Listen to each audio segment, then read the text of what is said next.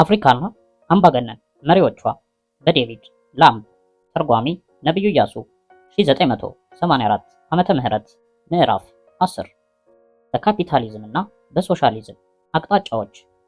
ስለ አፍሪካ አንድነት ማህበር የሚናገሩትን ሰዎች የምጠይቃቸው ምናችንን ለመካፈል ነው? የየአንዳንዳችንን ደህንነት? ፕሬዝዳንት ሁፌት ቦዋኝ አይቮሪ ኮስት። በጊኒ በመጀመሪያዎቹ 20 ዓመታት ያተኮርነው የህዝባችንን አስተሳሰብ በማዳበር ነው። አሁን ወደ ሌላው ጉዳይ ለመሸጋገር ዝግጁ ነን። ፕሬዝዳንት አህመድ ሴኩ ቱሬ ጊኒ። አይቮሪ ኮስት እና ጊኒ በምዕራብ አፍሪካ ከሚጋሯቸው ነገሮች አንዱ የጋራ ድንበር ነው። ሁለቱም የፈረንሳይ ቅኝ ግዛት የነበሩ ናቸው። ሁለቱም የእርሻ ልማትን የላቀ ግምት ሰጥተውታል። የፖለቲካ መረጋጋትም ነበራቸው። ሁለቱም የኢኮኖሚ እድገት፣ የግለሰብ ክብርና በራስ መተማመንን ብሔራዊ ግብ አድርገው ለመጨበጥ ይታገላሉ። ነፃነታቸውን የተቀዳጁትም በ2 ዓመት ልዩነት ነው። ጊኒ በ1958፣ አይቮሪ ኮስት ደግሞ በ1960። በቅኝ አገዛዝ ማክተሚያ ግድም ጊኒ ሀብታም ሀገር ነበረች። በጥቁር አፍሪካ ከሁሉም የበለጸገች ሀገር ትሆናለች ብለው ብዙዎች ይናገሩ ነበር። በከርሰ ምድሯ በዓለም ካለው የቦክሳይት ክምችት 1/3ኛውን አቅፋ ነበር። በአፍሪካ ግንባር ቀድሞ ሙዝ አምራችና ላኪም ነበረች። ከለም መሬቷ የሚመረተው አብዛኞቹ በምዕራብ አፍሪካ የሚገኙ የፈረንሳይ ቅኝ ግዛት አገሮችን ይመግብ ነበር። 2 ቢሊዮን ቶን የሚገመት ጥራት ያለው ቦክሳይት የነበራት ሲሆን በቂ አልማዝና ወርቅም ነበራት። 3 ታላላቅ ወንዞችም ለኤሌክትሪክ ኃይል ማመንጫ እጅግ ምቹ ነበሩ። ዋና ከተማዋ ኮናክሪ በደሴቶችና በውቅያኖሶች የተከበበች የምታምርና የፈረንሳይ ቱሪስቶችን የምትስብ ነበረች። የባህር ዳርቻዋ አሸዋማ መዝናኛው አካባቢ በዘንባባ ዛፎች የተዋበ ነበረ። ምቹ የሆኑ ውብ ሆቴሎችም ነበሯት። አይቮሪ ኮስት ይህን የመሰለ መልካም ሀብት አልነበራትም። ወደቦቿም ምቹ አልነበሩም። የማዕድን ክምችትም ስላልነበራት የመጀመሪያዎቹን የአውሮፓ መጤ ሰፋሪዎች ተስፋ አስቆርጧቸው ነበር። ስለዚህም ወደ ምስራቅ በመግፋት ጋና ምድር ውስጥ መኖርን መረጡ። በደቡብ ምዕራብ ያለው ጥቅጥቅ ያለ ጫካ የሚደፈር አልነበረም። በሰሜን ያለው ደረቅ መሬት ደግሞ ከአቧራ ሌላ ምንም አልነበረውም። በሁለተኛው የዓለም ጦርነት ማብቂያ ላይ አይቮሪ ኮስት ከቡና በስተቀር ሌላ የረባ የውጭ ምንዛሬ ምንጭ ስላልነበራት ብዙዎቹ በምጽዋት የምትኖር ሀገር ትሆናለች ሲሉ ገምተው ነበር። ትንበያው ግን ስህተት ሆነ። ሁለቱ ሀገሮች ጊኒና አይቮሪ ኮስት ነፃ እንደወጡ የተለያዩ የእድገት አቅጣጫዎችን ያዙ። ጊኒ የማርክሲዝምን ፈር ተከተለች። አይቮሪ ኮስት ደግሞ ካፒታሊዝምን መረጠች። በሁለቱም ሀገሮች የፖለቲካ ስርዓቱን የመረጡት ፕሬዝዳንቶች ናቸው። በህዝቦች ውሳኔ የተመረጠ አልነበረም። 20 ዓመት በፊት የተደረጉት እነዚህ የተለያዩ ምርጫዎች የሚያስደንቅ የተለያየ ውጤት አስገኙ። በሶስተኛው ዓለም የርዕዮተ ዓለም ሚናና ፕሬዝዳንት ብቻ የአንድ ሀገርን የወደፊት የዘመናት ዕድል ለመወሰን ስልጣን ያለው የመሆኑን ጉዳይ ለማጤን የሚያስገርም ምሳሌ ነው። ፕሬዝዳንት ፊሊክስ ሁፌት ቦዋኜ አይቮሪ ኮስትን የመሩት በእርጋታና በማስተዋል ሲሆን ለግድያ ያሴሩባቸውን ሳይቀር ይቅር የሚሉና ህዝባቸውን በእርጋታ እንዲመራ የሚመክሩ ነበሩ። ካቶሊክ ክርስቲያን የሆኑት ቦዋኜ ከአተካራ ይልቅ ውይይት ብዙ ችግሮችን እንደሚፈታ በመገንዘብ ከደቡብ አፍሪካ መንግስት ጋር ሳይቀር በሚስጥር ይወያዩ ነበር። ፈረንሳይን ስለሚወዱ የዓመት ረፍታቸውን የሚያሳልፉት ፓሪስና ስዊዘርላንድ በሚገኘው መሬታቸው ነው። በአፍሪካ ፖለቲካ እየተዘወተረ የመጣውን የተራማጆች መፈክርና ድንፋታ ይነቅፉትም ነበር። አይቮሪ ኮስት ከዓለም የምትደብቀው ነገር የላትም በሚል ሁሉንም ጋዜጠኞች መግቢያ ቪዛ እንዲያገኙ ይፈቅዱ ነበር። እውነትም አንድ ሰው ስላላስገደሉና የፖለቲካ እስረኛም ስለሌላቸው የሚደብቁት ነገር አልነበራቸውም። ሁፌት ቦዋኜ አገራቸውን ለፈረንሳይ ሸጠዋል በሚል ሂስ የሚሰነዝሩባቸው ሰዎች ባይታጡም እሳቸው ግን የፈረንሳይን ሀብትና የተማረ ኃይል ለአገራቸው ጥቅም ለማዋል በዝቅተኛ አንጻራዊ ወጪ ተጠቀሙባቸው እንጂ አገራቸውን አልሸጡም። አፍሪካዊ አለባበስ በመምረጥ የውሸት ሀገር ወዳድ ለመምሰልና በፈረንጆች ላይም እርባና የሌለው አጉል ጥላቻ ለማሳየትም አልቃጡም። ማንነታቸውን በትክክል የሚያውቁ ሰው ናቸው። አይቮሪ ኮስት ተአምራዊ እድገት አሳይታለች። ዋና ከተማዋ አቢጃን የተዋበችና ንጽህናና ስርዓት ጠብቃ ያደገች የተለያዩ ዜጎች መኖሪያ ሆናለች። መንገዶቿ፣ ሆቴሎቿ ከየትኛውም የአፍሪካ አገር ቢሻሉ እንጂ አያንሱም። ከደቡብ አፍሪካ በስተቀር በሌላ የጥቁር አፍሪካ አገር የሌለ ሰው ሰራሽ የበረዶ መንሸራተቻም አስገንብታለች። ያልተቋረጠ ተከታታይ እድገት በመቀዳጀት ነዳጅ ከሌላቸው የጥቁር አፍሪካ አገሮች በአንደኝነት የምትጠቀስ ናት። የቱሪስት መጉረፊያ በመሆኗ ከዚህም በየዓመቱ በሚሊዮን የሚቆጠር ገቢ ታገኛለች።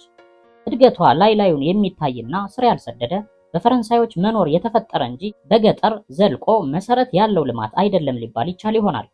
እንዲያም ሆኖ ከብዙዎች አገሮች ይልቅ በአርአያነት የሚታይ መሰረተ ልማት ተዘርግቷል። ይሁን እንጂ በአንድ ፓርቲ ስርዓት ዲሞክራሲ አለ ማለት ይቻላል ወይ ብለው የሚጠይቁም አሉ። አይቮሪ ኮስት በመከላከያና ዋጋ በሌላቸው ፕሮጀክቶች ላይ ብዙ በጀት ባለመመደብ ለትምህርት ከበጀቷ 20 በመቶ በመስጠት የትምህርት ዕድል ከ22% ወደ 55% እንዲያድግና የተማረው ህዝብ ቁጥርም ወደ 60% እንዲመጥቅ አድርጋለች። ይህም በአህጉሪቱ ካለው አማካኝ ግምት በእጥፍ ድርብ ይበልጣል።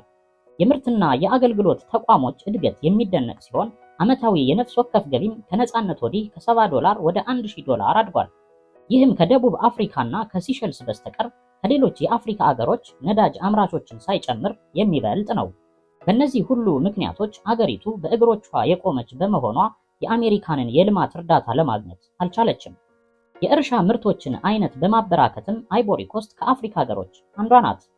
የኢኮኖሚዋ መሰረት በመሆኑ የቡና ምርትን በ3 እጅ በማሳደግ ስኳር፣ የደን ውጤት፣ ሙዝና ሌላም ፍራፍሬ በብዛትና በጥራት በማምረት ገቢዋን አዳብራለች።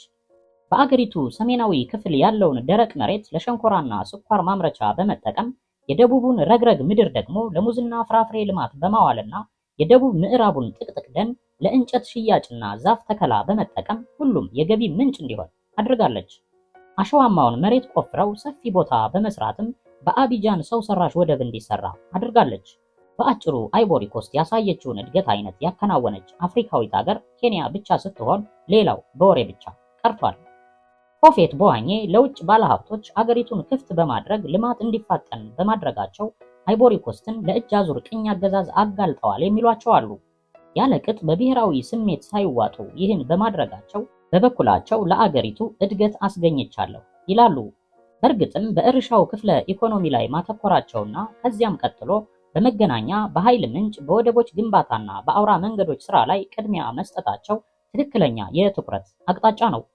የአፍሪካ ተራማጅ ነን ባይ ወጣቶች ሆፌት ቦዋኘን ቡርዣ፣ የፈረንሳይ ቲፎዞና አብዮተኛ ያልሆኑ መሪ አድርገው ይነቅፏቸዋል። ያስገኟቸው የልማት ውጤቶች ግን ከአብዮት ያነሱ አይደሉም። ያውም አንድም ሰው ያልሞተበት አብዮት፣ አንድም ዜጋ በፖለቲካ ስደተኝነት ያልተባረረበት አብዮት ነው። ሁሉንም ችግር በኃይል ሳይሆን በውይይት መፍታትን በመምረጥ ለአገራቸው ብዙ ውጤት እንዳስገኙ ይናገራሉ። ሆፌት ቦዋኘ በእርቅና በመተሳሰብ የሚያምኑ በመሆናቸው በብዙ አጋጣሚዎች በአፍሪካ ተሰምተው የማያውቁ የምህረትና የይቅርታ እርምጃዎችን በመውሰድ ለግድያ ያመጹባቸውን ሳይቀር መክረውና አለዝበው በምህረት በመልቀቅ ለሀገራቸው የሚጠቅሙ ዜጎች አድርገዋቸዋል። ለምሳሌ በ1961 ዓመተ ምህረት የመንግስት ግልበጣ ሙከራ ያደረጉ የጦር መኮንኖችን ፕሬዝዳንቱ በየቀኑ በመጎብኘት ለረጅም ጊዜ በማወያየት ስህተታቸውን አሳምነው በምህረት እንዲለቀቁ አድርገዋል። እስር ቤት እየተመላለሰ ከተቃዋሚዎቹ ጋር ለብዙ ሰዓታት የተወያየ አፍሪካዊ መሪ ማን ነው? ከ5 ዓመት በኋላ ደግሞ በሌላ የመፈንቅለ መንግስት ሙከራ የተሳተፉና ሊገሏቸው የነበሩ ባለስልጣኖችን በማነጋገር እንዲሁ 3 ሚኒስትሮችንና 93 ሌሎች ባለስልጣኖችን በነፃ ለቀዋል። ሌሎች 10 የአድማው መሪዎች የተበየነባቸውን የሞት ፍርድ ውሳኔ ወደ 6 ዓመት እስር በመቀነስ አስተያየት አድርገዋል። ከነዚህ ውስጥ አንዱ የነበሩትን ጆን ሞኪ በማወያየትና ከእስር ሲወጡም ወዳጅ በማድረግ በልጃቸው ሰርግ ላይ ከመገኘታቸውም በላይ በኋላ የጤና ጥበቃ ሚኒስተር አድርገዋቸዋል። በ1977 የዩኒቨርሲቲ ተማሪዎች ትምህርት ሲያቆሙ ሆፌት ቦዋኘ ሌሎች የአፍሪካ መሪዎች እንደሚያደርጉት ወታደር አላኩባቸውም። 3 ቀናት ሙሉ ተማሪዎችን በማወያየት ቅሬታቸውን አዳመጡና መረመሩ። ከዚያም አሳምነው ወደ ትምህርት ገበታቸው እንዲመለሱ አደረጉ። የአይቮሪ ኮስት ህዝብ ጭቆናና ጭፍጨፋ ብሎም እስራት በመፍራት አልተሰደደም። ይልቁንም ከአገሪቱ 8 ሚሊዮን ህዝብ ውስጥ 1/4ኛው ከሌሎች የአፍሪካ ሀገሮች ተሰዶ በመምጣት አይቮሪ ኮስትን ሀገሩ ያደረገ ነው። ብዙዎችም በልማት ጣቢያዎች ስራ ፍለጋና ገንዘብ ለማፍራት የመጡ ናቸው።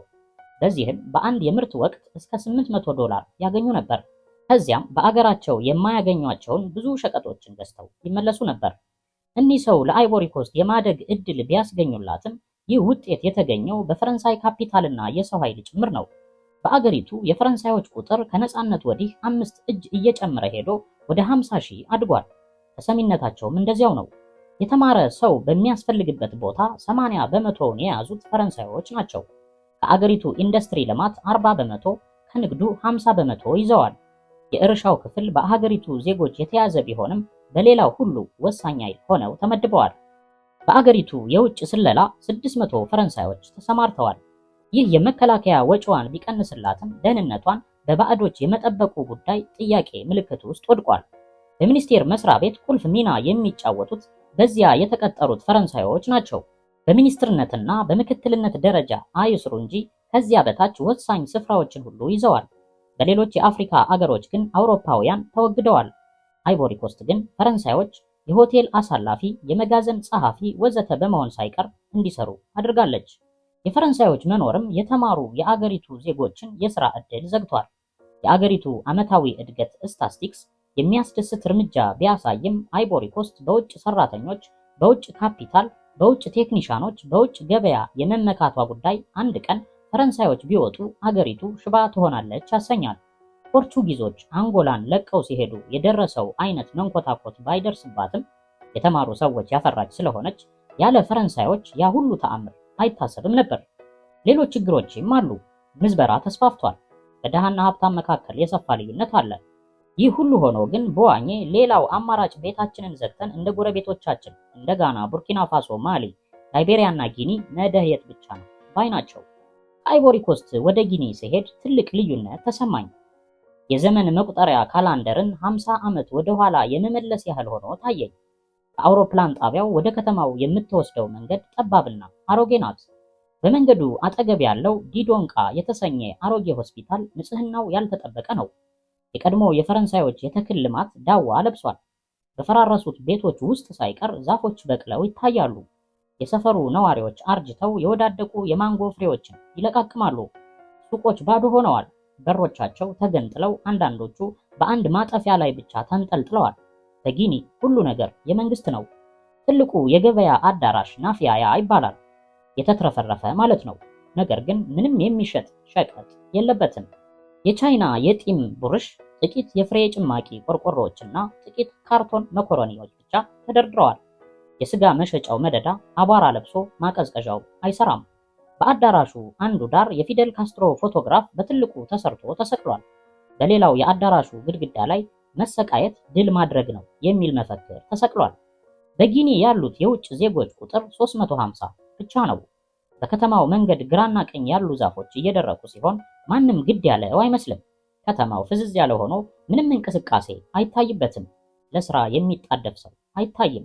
ጊኒን ለመጎብኘትና ፕሬዝዳንት ሴኩ ቱሬን ለማነጋገር ፈቃድ አግኝቼ ኮናክሪ በገባው በሁለተኛው ቀን በአሜሪካ ኤምባሲ በኩል መልእክት ደረሰኝ። መልእክቱም ቱሬን ለማነጋገር በ10 ሰዓት ቤተ መንግስት እንድገኝ የሚያሳስብ ነበር። በሰዓቱ ደርሼ ስጠባበቅ ቆየሁና 12 ሰዓት ሲሆን ቱሬ ከመኖሪያቸው ወጡና ስጃራ በእጃቸው እንደያዙ ነጭ ባርኔጣ አድርገው በአንገታቸው ሰላምታ ሰጥተውኝ አልፈው ተራመዱ። ግዙፍና ደህና ገጽታ ያላቸው ቱሬ በፍጥነት እየተራመዱና አይናቸው እየቃዠ ደረጃውን ወርደው መኪናቸው አጠገብ ሲደርሱ ቆም አሉ። ተከትለዋቸው ይራመዱ የነበሩት ሚኒስትሮቻቸውም ከኋላቸው ቆም አሉ። የክብር ዘቡ ሰላምታ ሰጠ። በጥሩምባ የታጀበ ሰላምታው እንዳበቃ 8 የጸጥታው ሰራተኞች የሆኑ ሞተረኞች ማስነሻዎቻቸውን በመርገጥ እነዚያን BMW ሞተር ብስክሌቶች እንደ ብራቅ አንጣጧቸው። እኔም በሁለት የክብር ዘቦች መካከል ከመኪናው ኋላ ተጣብቤ ከግቢው ወጣን። በመንገድ የቆሙ ሰዎች የሚሰጡትን ሰላምታ ነጭ መሐረብ በማውለብለብ አጸፋ እየመለሱ ቀጠሉ። ቱሬ ከ1958 ጀምሮ ሀገራቸውን የመሩት ተቃዋሚዎቻቸውን በመደምሰስና ህዝቡን 2500 በሚደርሱ የቀበሌ ምክር ቤቶች በማደራጀት ሲሆን ላመኑበት አብዮት ማንኛውንም መስዋዕትነት በማስከፈል ነው። እስካሁንም የተጨበጡት ግኝቶች በጣም ጥቂት ናቸው። ቱሬ ራሳቸውን በስልጣን ላይ ለማቆየት ከመቻል በስተቀር ይህን ገነቡ ለማለት ያስቸግራል። በበኩላቸው ግን የአፍሪካ መጥፎ ልጅ ብለው ሲጠሩኝ ምን ማለታቸው እንደሆነ አላውቅም። ለኢምፔሪያሊዝምና ለቅኝ አገዛዝ ባለማጎብደዳችን ይሆን ብለው ይጠይቃሉ። ይህ ከሆነ አይበገሬ በመባላችን እንኮራለን። የኛ ምኞት እስከ ሞት ድረስ የአፍሪካ እውነተኛ ልጅ ሆኖ መኖር ነው ይላሉ። ከፕሬዝዳንቱ ጋር ቃለ ምልልስ ለማድረግ 15 ጥያቄዎች በጽሑፍ አቅርቤ ስለነበር 8ቱ ተሰርዘውና ነቀፋ ተጽፎባቸው 7ቱ ተፈቅደው ተመለሱልኝ። ወዲያው ወደቡን ጎበኙና ተመልሰን በቤተ መንግስት የእንግዳ መቀበያ ክፍል ውስጥ እንደተቀመጡ አጠገባቸው ካለው ሰማያዊ ፎቴ ላይ ሆንኩና መቅረጸ ድምፅ አስተካከልኩ። የካቢኔ ሚኒስትሮች በሙሉ ተሰብስበዋል። የቴሌቪዥን ፊልም ቀራጺ ቡድን መጥቷል። የሁሉም አይን እኔ ላይ ነው። ቴፔን ተጫንኩና የመጀመሪያውን ጥያቄ ላቀርብ ስል አንድ ባለስልጣን ከኋላዬ ጠጋ አለኝና አሁን አይደለም፣ ጊዜው አሁን አይደለም፣ ወደ ሆቴል ሂድ አለኝ። አፍሬ እየተሸማቀቅኩ ከትልቁ አዳራሽ ወጣሁ። ቃለመጠይቁን ለሌላ ቀን እናዘጋጅልሃለን አታስብ አለኝ የሸኘ ባለስልጣን። መልስ የሚሰጠኝ ሳጣ ከ5 ቀናት ቆይታ በኋላ ምን እንደነካቸው ሳይገባኝ ወደ ናይሮቢ ተመለስኩ። እዚያ ስደርስ ለ7ቱ ጥያቄዎች የሚሆን 17 ገጽ ቴሌግራም ጠበቀኝ። ቱሬ ፕሬዚዳንት ዲጎልን አሻፈረኝ ብለው ነፃነትን ሲመርጡና ፈረንሳዮችን ሲያስወጡ የጊኒ ህዝብ በደስታ ፈንድቆ ነበር። ነገር ግን ቱሬ ወዲያው ሰላማዊ ሰልፍ ማድረግን ከለከሉ። ጊኒን ከሁለት የተገለለች አደረጓት። ከፈረንሳይ ኮሚኒስት ፓርቲ ጋር በመጣበቅ ቱሬ የሌኒን የሰላም ሽልማት ተሸናፊ ተባሉ። ምዕራቡ ዓለም በተራማጅነታቸው ሲያገላቸው ለመርዳት ፈቃደኛ ሆና የቀረበችው ሶቪየት ብቻ ሆነች። ምዕራቡ ዓለም ሁልጊዜም የግራ ዝንባሌ ያላቸውን ገሸሽ እያደረገ እንደ አውግስቲኖ ኔቶ፣ ሳሞራ ማሸል የመሳሰሉ ተሰሚነት ያላቸው የአፍሪካ ፕሬዝዳንቶችን በማግለል ምርጫ በማጣት ወደ ራሻ ጉያ እንዲገቡ አድርጓቸዋል። በተደጋጋሚ የተፈጸመ ስህተት ነው። ከሞስኮ ያገኙት እርዳታ መናኛ ሲሆን፣ ሶቪየት በበኩሏ ግን ለአንጎላ ለምታመላልሰው መሳሪያ ጊኒን መረማመጃ አደረገቻት። ከጊኒ የባህር ጠረፍ ሞስኮ አሳዎችን በነፃ በማጥመድ 60 ከመቶውን በመውሰድና ቀሪውን ጊኒ ውስጥ በመሸጥ ሞስኮ ጥቅሟን ማባረር ጀመረች። በሶቪየት በኩል የተደረገው ጠቃሚ ድጋፍ የጊኒን ቦክሳይትና አልሙኒየም ማዕድን ማውጣት ሲሆን፣ ይህንንም ቢሆን ሶቪየት ከሌላ አገር ሊገዛበት በማይችል የራሻ ሩብል እየገዛች በርካሽ ዋጋ የምትወስደው ራሷ ነበረች። ከጊኒ የሚወጣው ማዕድን በሙሉ ለሶቪየት ዕዳ መክፈያ እንዲውል ስምምነት ስለነበራቸው በተለይ ከአንዱ ትልቁ የማዕድን ስፍራ የሚመረተው 90 በመቶ ወደ ሶቪየት ይጫን ነበር። በሌላ በኩል ከአንድ የምዕራብ ኩባንያዎች ቅንጅት የሚመጣ ማዕድን ለጊኒ በዓመት 100 ሚሊዮን ዶላር በማስገኘት ከአገሪቱ የውጭ ምንዛሬ ገቢ 70 በመቶውን ይሸፍን ነበር። ከ20 ዓመት ነፃነት በኋላ ቱሬ የምስራቁ ካምፕ እርዳታ ብቃት እንደሌለው ተገንዝበው ማማረር ጀመሩ። ሶቪየት በየዓመቱ ከጊኒ የብድር ክፍያ 25 ሚሊዮን ዶላር እየወሰደች ከካፒታሊስቶች የበለጠች ካፒታሊስት ሆነችብን በማለት ያጉተመትማሉ። በዚህ ላይ የፈረንሳይ ቅኝ ግዛት እያሉ ሲነቅፏት የነበረችውን አይቮሪ ኮስት በደረሰችበት የእድገት ደረጃ ተደንቀው አፋቸውን ያዙ። ከዚያም ቱሬ ለመዋዕለ ንዋይ እርዳታ ፊታቸውን ወደ ምዕራብ አዞሩ። የፈረንሳይን ፕሬዝዳንት ጂስኮር ዴስታንግ ወደ ጊኒ በመጋበዝ ጠፍቶ የኖረ ወንድም አቀባበል አይነት አደረጉላቸው። ቀጥለውም ወደ አሜሪካ ለጉብኝት ሄዱና በመካከለኛው ምዕራብ ያለውን እጅግ የተራቀቀ ዘመናዊ የእርሻ ልማት በማየት ተደነቁ። ከሞስኮ ጋር የነበራቸውን ግንኙነት እያላሉና የማርክሲስት ድንፋታቸውን እያቀዘቀዙ ወደ አፍሪካዊ ሶሻሊዝም፣ ብሔረተኝነትና እስልምና እየተመለሱ ሄዱ። የጭቆና አገዛዛቸውንም ላላ አደረጉት። ነገር ግን ከቀድሞ ባህሪያቸው መለወጥ ቀላል አልነበረም። አንድ አቅጣጫ ብቻ የሚያዩ ጨካኝና ለአብዮቱ ግቦች ያለማወላወል የቆሙ ስልጣናቸው ጥያቄ ውስጥ የማይገባ ነበሩ። ሚኒስትሮቻቸው አስተያየት ያቀርቡ እንደሆነ እንጂ ወሳኙ እሳቸው ብቻ ናቸው። መንግስት ማለት፣ ፓርቲ ማለት፣ ምክር ቤት ማለት በእሳቸው ውሳኔ የሚሄድ አንድ አካል ማለት ነው። ፖለቲካዊ ውይይት የሚካሄደው በሹክሹክታ ብቻ ነበር። አመራራቸውን የሚፈታተን ቂል የሆነ ነው። አመራሩን እንታገላለን ያሉ በሺህ የሚቆጠሩ የጊኒ ተወላጆች ታስረዋል ወይም ተገድለዋል። በትክክለኛ አቆጣጠር ከ1958 እስከ 1970 ድረስ 17 የቱሬ ሚኒስትሮች ተገድለዋል ወይም ተሰቅለዋል። ሌሎች 18 ደግሞ ከባድ የጉልበት ሥራ እየሰሩ የዕድሜ ልክ እስራት እንዲገፉ ተፈርዶባቸዋል። ከብዙ ዓመታት በፊት ደግሞ በስቅላት የተቀጡ 5 ባለስልጣኖች አስከሬኖች ከተሰቀሉበት ሳይነሱ ለ2 ቀናት እንዲንዠዋዠው በማድረግ ለሌላው መቀጣጫ እንዲሆን አድርገዋል። ቱሬ ከገደሏቸው ምሁራን ውስጥ የቀድሞው የአፍሪካ አንድነት ድርጅት ዋና ጸሐፊ ዲያል ኦቲሊ ይገኙባቸዋል። ከጠቅላላው የጊኒ ሕዝብ ቁጥር 40 በመቶ የሚሆኑት 2 ሚሊዮን ዜጎች በፍርሃት ከሀገራቸው ወጥተው በስደት ይኖራሉ። አምነስቲ ኢንተርናሽናል የተሰኘው ድርጅት የቱሬን መንግስት በሰብአዊ መብት ረገጣ በከሰሰበት ወቅት ፕሬዝዳንቱ ለክሱ ቦታ ባለመስጠት ስለማታውቁት ሕዝብ አትቀባጥሩ በማለት መልሰዋል። በእሳቸው በኩል ዘረኝነትንና የጾታ አድሎውን በማስወገድ ከብዙዎቹ ሀገሮች የተሻለ እኩልነት እንዳለ ገልጠዋል። ቱሬ እዚህ ላይ እውነት አላቸው። በጊኒ ለእርሻ ምቹ ከሆነው መሬቷ 12% ብቻ ቢታረስም ለምግብ የሚያሻትን እህል ከውጭ ለመግዛት ብትገደድም የነፍስ ወከፍ ገቢ ዓመታዊ ገቢ ከነፃነት በኋላ በማዘቅዘቅ ወደ $210 ቢወርድም የጊኒ የተፈጥሮ ሀብት ጥቅም ላይ ባይውልና አገሪቱ 300 ማይልስ ብቻ አስፋልት መንገድ ቢኖራትም በጊኒ ምዝበራ፣ ሴተኛ ዳሪ፣ ለማኝ የሚባሉ ነገሮች የሉም። በነጭ የተያዘ ቁልፍ የመንግስት ስልጣን ቦታ የለም። በከተሞች የሚስብ ነገር ስለሌለ የገጠሩ ህዝብ ወደ ከተሞች አልጎረፈም። ህዝቡ ምንም እንዳያውቅ ስለተደረገና ምንም ካላወቁ ደግሞ ይህ ቀረብኝ የሚባል ስለማይኖር ለህዝቡ ያልተሟላለት ምኞት የለም። ወደ ጎረቤት ሀገር አይቮሪ ኮስት ሄደው የሌላውን ህይወት ለማየትና ለማነጻጸር አይችሉም። ሬዲዮ በመስማትና ጋዜጣ በማንበብ ስለሌላውና ስለራሳቸው ነፃ አስተያየት ማዳመጥ አይችሉም። ሁሉም ድሃ ስለሆነ በሀብታምና ድሃ መካከል የጎላ ልዩነት የለም። የኮናክሪ ከበርቴ የሚባሉትን ቢሆኑ በአቧራማ ቤት ከዶሮዎችና ፍየሎች ጋር የሚኖሩ ናቸው። የጊኒ ህዝብ ብዙ ቢያምረውም አይገልጠውም።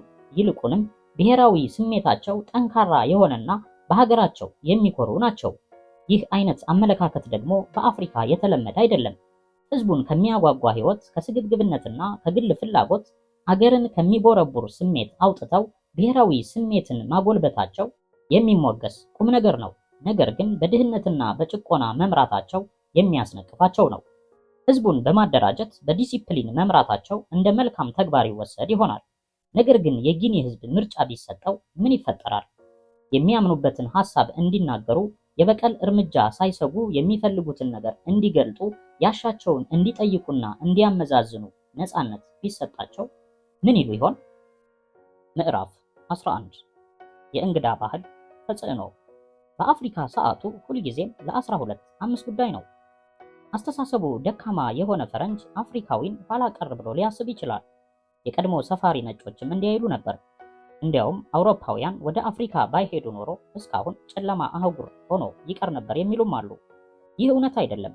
አፍሪካውያን የፖለቲካም ሆነ የኢኮኖሚና የማህበራዊ ስርዓት ነበራቸው። ያም ስርዓት ለነሱ በሚገባ ተስማምቷቸው ነበር። እነዚያ በሂደት የቀረጿቸው ስርዓቶች መንኮታኮት የጀመሩት ምዕራብ ነክ ዓለም ውስጥ ከተገፈተሩ ወዲህ ነው። አንድ የውጭ ዜጋ በአፍሪካ የሚያጋጥመውን የእንግዳ ባህል ተጽዕኖ መመልከት ያለበት ከዚህ አንጻር ነው። ምክንያቱም የሁሉም ነገር መጥፎ ትዝታ የሚመነጨው አፍሪካውያን ከዘመናዊው ዓለም ጋር ባደረጉት ግጭት እንግዳነት ነው። በሰለጠነው ዓለም ያለው አይነት ሰዓት የማክበር፣ ስራን በጥራት የማከናወን፣ ይህ ቢሆን ይሄ ይሆናል ብሎ የማሰብ ነገር በአፍሪካ እምብዛም አይታሰብም። ከእውቀት ይልቅ ትዕግስት የሚበልጥበት ቦታ ነው። ምክንያቱም ለመኖር የግድ አስፈላጊው እሱ ነውና።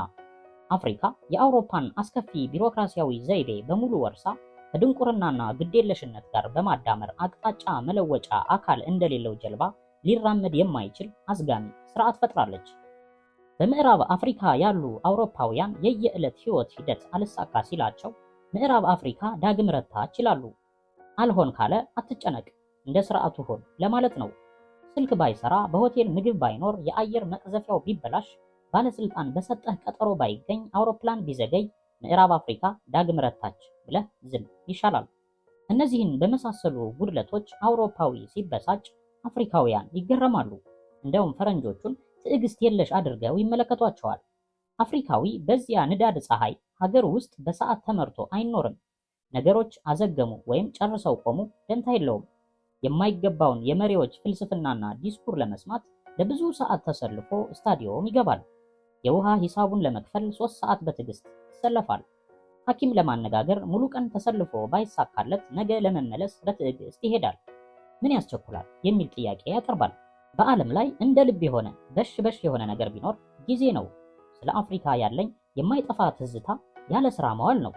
ስንፍና ግን አይደለም። በኬንያ በሺህ የሚቆጠሩ ሰዎች በየመናፈሻው ሳር ላይ ተጋድመው ይውላሉ። በየአደባባዩ ተጎልተው ቀኑን ያሳልፋሉ። በየመስሪያ ቤቱ በሰልፍ ሆነው ተራ ሲጠብቁ ይውላሉ። በድንገተኛ አደጋ ለሕክምና የወጡ በከባድ የቆሰሉት ሳይቀር ሐኪም ለማነጋገር ተስፋ በማድረግ ድንገተኛ ክፍል ለሰዓታቶች ይጠብቃሉ። አንዳንድ ጊዜ ወደ ናይሮቢ ቢሮዬ ብቅ ስል ከኡጋንዳዊቷ ጸሐፊዬ ጋር 10 የሚሆኑ ሰዎች ሲያወሩ ደርሳለሁ። አንዳንዴም ዝም ብለው እጃቸውን ጭናቸው ላይ አጣምረው ግድግዳው ላይ ሲያፈጡ ይታያሉ። መሄጃ የላቸውም፣ የሚሰሩትም የላቸውም። የስራ ዕድል ትንሽ ነው።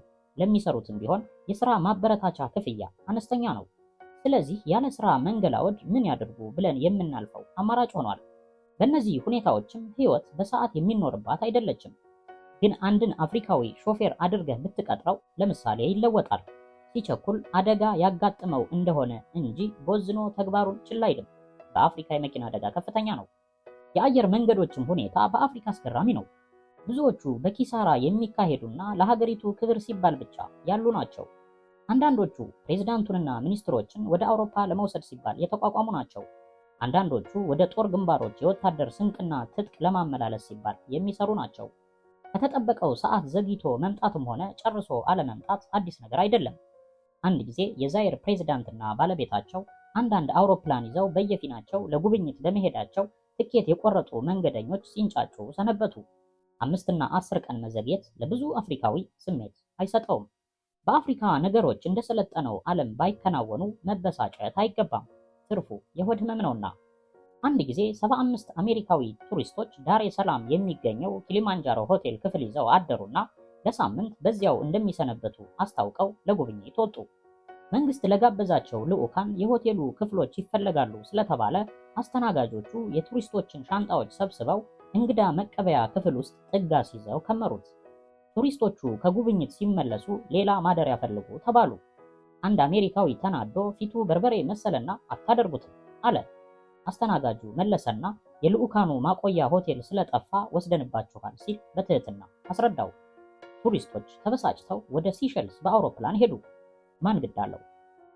በአሚን ዘመነ መንግስት ኡጋንዳ ውስጥ ብጥብጥ ሲያይል ስደተኞችን ለማነጋገርና ዜና ለመስራት በማሰብ ከጋዜጠኛ ባልደረባዬ ጋር ሆነን መኪና ተከራይተን ወደ ድንበሩ ተጓዝን። ድንበሩ አጠገብ እንደደረስን ብዙ ስደተኞች፣ ሽማግሌዎች ጭምር ተመለከትን። ሁኔታውን ከየአቅጣጫው ለመዘገብ ፈልገን ወደ ድንበሩ ዘበኞች በመጠጋት የኡጋንዳ የኬላ ዘቦችን ለመጠየቅ ሄድን። እንደደረስን የድንበር ዘቡ በጠመንጃው እየነዳ ወደ አቅራቢያው ፖሊስ ጣቢያ አቀረበን። የጣቢያው አዛዥ የሲአይኤ ቅጥረኞች በማለት ወረዱብን። ለህይወታችን በጣም ፈራን። ጋዜጠኛ መሆናችንን ብንገልጽም ምን ልዩነት አለው የሚል መልስ ተሰጠን። በመጨረሻ ስለ ኡጋንዳ የምታውቁትንና የሰማችሁትን ጻፉ ተባልንና ወረቀት ተሰጠን። ማን እንደነገራችሁም ግለጡ ተባልን። አንድ ገጽ ጽፌ ብሰጠው ጨምር አለኝ። ግማሽ ገጽ ጨምሬ ደግ ደጉን ጻፍ። ከዚያም ስልክ ደውሎ እየተጫጫኸ ከአዛዡ ጋር ሲነጋገር አለቀልን ብለን ፈራን። በመጨረሻ ፈገግታ እያሳየ መጣና ጨብጦን ጥሩ ነው፣ ሌላም ጊዜ መምጣት ትችላላችሁ፣ አሁን ሂዱ አለን። ከዚያ ከንፈን ወጣንና ግደላቸውም ቢለው ይገድለን እንደነበር በመገንዘብ በድንጋጤ ወደ ናይሮቢ ተመለስን። በብዙ መልኩ አፍሪካ በቆየው ቁጥር ጭራሽ የአፍሪካዊን ባህሪ መገንዘብ ይሳነኝ ጀመር። ከዚህ በፊት በእስያ ለ4 ዓመታት፣ በአውስትራሊያ ለ2 ዓመታት ስለኖርኩ ከሞላ ጎደል በዚህ ያለውን ህዝብ ስሜት የሚያስደስተውንና የሚያስቆጣውን ለማወቅ ችያለሁ። በአፍሪካ ግን ሊታወቅ የማይችል የሰዎች ባህሪ አጋጠመኝ። በማስመሰል መልክ ካልሆነ ብዙ እውነተኛ የውስጥ ስሜቱን አይገልጥም። ራሱ የሚያምንበትን ከመግለጥ ይልቅ ብዙ ጊዜ ልትሰማ የምትወደው የሚመስለውን ቢነግርህ ይመርጣል። የራሱን አስተያየት ሰንዝሮ ቅር ከሚያሰኝህ ይልቅ የምትወደውን ሊነግርህ ይወዳል። ብዙ ጊዜ ስልጣን አይጋፉም። አለቃ ወይም መሪ ሆኖ ለሚመጣበት ሁሉ በሚያስገርም ፈቃደኝነት ህዝቡ ይታዘዛል። እህሉ ቢወድምበት፣ ልጆቹ ቢሞቱበት፣ መሪዎቹ በአሰቃቂ ሁኔታ ቢበድሉት፣ አፍሪካዊው ያለ አንዳች ተቃውሞና ያለ አቤቱታ ኑሮ ይቀጥላል። ለማመን በሚያስቸግር ሁኔታ ወደ ቀድሞው የኑሮ ሁኔታው ይመለሳል። ይህ ህዝብ ለምዕተ ዓመታት አያሌ የፍትህ መጓደል ቢያጋጥመውም በመሰረቱ እስካሁን ትሁት ነው፣ ጨዋ ነው፣ ትክክለኛ አመለካከት ያለው ነው። ታዲያ አንዳንድ ጊዜ ሌባ ሲያዝ የሚያሳዩት የጭካኔ ድብደባ ይገርማል። አንዳንዶቹ እስኪሞቱ ይደበደባሉ። የአፍሪካን ባህሪ ለመረዳት ግን የአካባቢውን ሁለንተናዊ ህይወት ማጤን ያስፈልጋል። የፀሐዩ ሙቀት፣ የበሽታዎቹ ብዛት፣ የሥራ ማጣት፣ የንግግር ነፃነት ማጣት ሁሉ ኃይላቸውን በመምጠጥ ሁሉንም አፍሪካዊ ክርስቲያኖችን ጨምሮ ጨካኝ አድርጓቸዋል። ለራሱ በህይወት መኖር ብቻ በማሰላሰል ከእርሱ የባሰ ላልታደሉት ምንም አይጨነቅለትም። አንዳንዶቹ እንደነገሩኝ አፍሪካውያን ለሌባ የማይራሩት ከቆየ ባህላቸው አኳያ ሲሆን ሌብነት የህብረተሰብን ደህንነት እንደማናጋት የሚቆጠር ስለሆነ ወዲያው ቅጣቱን ይሰጣል። ይህ የማይመስል አነጋገር ቢሆንም በበኩሌ ይህ ባህሪ ከከተሜው አፍሪካዊ በህይወት መደበርና መሰላቸት የመጣ ይመስለኛል። አፍሪካውያንና አውሮፓውያን በባህሪ ተግባብተውና ተጣጥመው ይኖራሉ ማለት ያስቸግራል። አንጎላና ሞዛምቢክን ሳይጨምር በጥቁር አፍሪካ በቅኝ ግዛት ዘመን ከነበረው የነጭ ህዝብ ቁጥር የዛሬው ይበልጣል። በጠቅላላ ግማሽ ሚሊዮን ሲሆኑ ከዚህ ውስጥ 20 ሺህ የሚሆኑት አሜሪካውያን ናቸው። ከፍተኛ ቁጥር ያላቸው ፈረንጆች የሚኖሩት በዙምባቤ ሲሆን 135 ሺህ፣ በኬንያ 75 ሺህ እንዲሁም በአይቮሪ ኮስት 50 ሺህ ናቸው። ብዙዎቹ በቅርብ ዘመን የመጡ ስለሆነ ተግባቢ አይደሉም። ለአንዳንድ ኩባንያዎች የሚሰሩ ልዩ ልዩ ሙያ ያላቸው የቴክኒክ ሰዎች ወይም የእጅ ጥበብ ያላቸው ናቸው። ከዚህም ውስጥ አውሮፕላን አብራሪዎች፣ የሆቴል ስራ አስኪያጆች፣ የእርሻ ጠበብቶች፣ ነዳጅ ቆፋሪዎች፣ የሚኒስትሮች አማካሪዎች፣ የስነ ህንፃ መሐንዲሶች፣ ሐኪሞች፣ የፋይናንስ ኤክስፐርቶች ሲሆኑ 3 እና 4 ዓመት ሰርተው ወደ ተከታዩ ስምሪት የሚሄዱ ናቸው። እስካሁን በዚያ መቆየታቸው የሚያስታውሰን ቅኝ ገዢዎች አፍሪካን ለነፃነት በሚገባ አለማዘጋጀታቸውን ነው። በአመዛኙ አፍሪካ እንግዳ ተቀባይ ሆና ቀርታለች። የነጮች መኖር ጉዳይም በየጊዜው የሚነሳ ነው። በአፍሪካ በሚኖሩ ነጮች ላይ የሚነሳው ተቃውሞ በአራት መሰረታዊ ጉዳዮች ላይ የሚመረኮዝ ነው። የአገሬው ህዝብ መያዝ ያለበትን ስራ ፈረንጁ መያዙ አንዱ ነው። አፍሪካውያን ራሳቸውን ማስተዳደር አይችሉም የሚለውን ለማጉላት የኢኮኖሚ ሻጥር እየሰሩ የስራ እድላቸውን እንዳይነጠቁ ተንኮል ይሸርባሉ። ምቾታቸው በልዩ ሁኔታ ተጠብቆላቸው ይኖራሉ። በራሳቸው አገር ዝቅተኛ ወይም ሁለተኛ ደረጃ የሚሰጣቸው ሙያተኞች ሆነው ሳለ በአፍሪካ ግን ራሳቸውን እንደ ኤክስፐርት በማቅረብ ብዙ ይከፈላቸዋል። በብዙ አገሮች የአፍሪካ ምሁራን ይህን ሁኔታ በተደጋጋሚ ተቃውመዋል። ዛሬ ኬንያን በመሰሉት ሀገሮች ነጮች እንደ ቅኝ ግዛቱ ዘመን በምቾት ይኖራሉ። ትልቅ ቤትና ግቢ፣ ሰፊ የአትክልት ቦታ ኖሯቸው በመንደላቀቅ ህይወታቸውን ይቀጫሉ። በቀበሌው የስፖርት ክበብ አባልነት በመመዝገብ በሰዓት $1 ከ25 ሳንቲም በሚከፈልበት ርካሽ የሜዳ ቴኒስ ስፍራ ላይ ይጫወታሉ። ለኳስ አቀባይ ልጆች በጨዋታ 10 ሳንቲም ብቻ እየከፈሉ በቁጠባ ይኖራሉ። ከዚህ ውጪ ማህበራዊ ግንኙነታቸው ግን ከነጮች ጋር ብቻ ነው። ከአፍሪካውያን ጋር ጓደኝነት አይሹም። ከፓሪስ ታትሞ የሚመጣለትን ሄራልድ ትሪቡን እያነበበና ከዓለም ክስተቶች ጋር ለመተዋወቅ ቢቢሲ እያዳመጠ የኑሮ ውድነት በየዓመቱ ኑሮውን ሲያናጋበት ፈረንጁ በተረጋጋ ሁኔታ ይኖራል።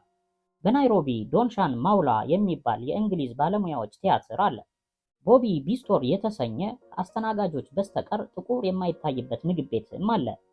ንጉንግ የሚባል ቦታ ደግሞ በእንግሊዝ አገር ካሉት ያላነሰ የሚያምር መጋለቢያ ባለው የፈረሰኞች ክበብ ነጭ ጓንትና ሰፊ ባርኔጣ ያደረጉ አውሮፓውያን ሴቶች ሲወዳደሩ ይውላሉ።